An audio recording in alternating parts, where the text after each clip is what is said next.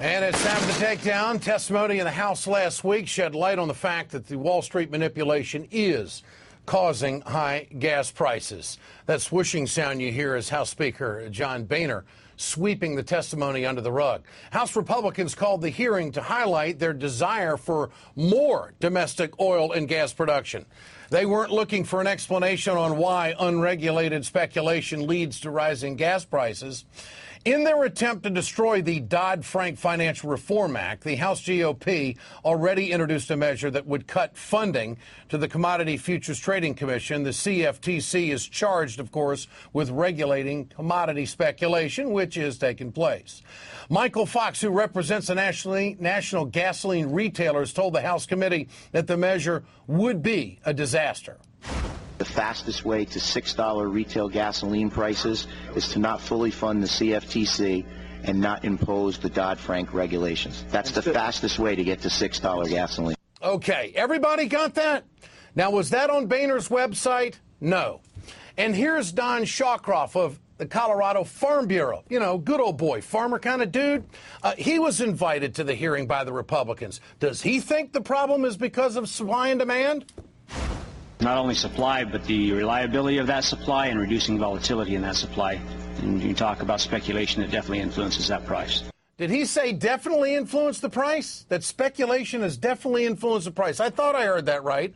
Well, what about former Republican Kansas Governor Bill Graves, who now represents those good old boys, those American truckers, the American Trucking Association? Here's what he said when Congressman Dale Kildee asked about Wall Street speculation.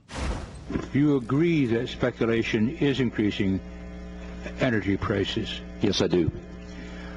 Governor Graves, would you agree with Mr. Fox that cutting funding for the CFTC to promulgate and enforce new regulations to rein in speculation could lead to higher prices? I would oppose cutting the funding, yes.